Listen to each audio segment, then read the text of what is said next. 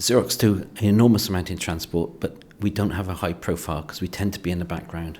So we tend to be the people that do the back office systems, although we do actually much more than that. We process more than $5 billion a year in road tolls. Every single day we process more than 200 million public transport tickets worldwide. So we have an enormous coverage in 35 countries. Improving transport, improving mobility is not about the technology, it's about the outcomes. And the biggest challenge that we face is always the organisational and institutional issues. It's the people who are defending their own areas of responsibility and the boundaries that imposes, which is stopping us from making much better progress on coordination. I would urge people to remove the jurisdictional boundaries which constrain us at the moment. So if you're going to have a traffic control centre, don't just have it for one city, have it for that city and a region, because that's more efficient, it's more effective, and you get a better service. The biggest topics which are currently trending are big data, so data analytics, getting more information from the data we already collect. Mobility as a service, so the sharing economy, not owning everything but having access to transportation, and connected vehicles and a connected traveller.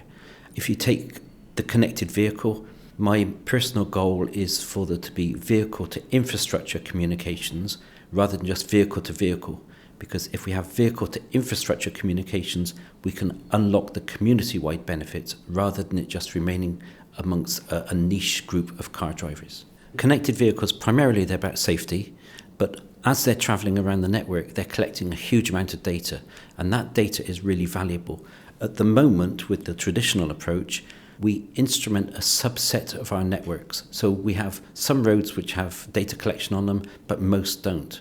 When all of these connected vehicles are travelling around, we'll have much better quality information for the entire network. So we'll be able to model that and give people much better information for their transport. I think the biggest thing that's going to have the widest impact on the most number of people will be mobility as a service. You don't need to own everything, you just need access to what you need when you need it. And I think that will change the way that people look at our urban planning. It will change the way people travel. What I mean by mobility as a service is having access to the transport that you need when you need it. So it could be that you need a car, so you use carpool. It could be that you want to travel somewhere, so you use car share.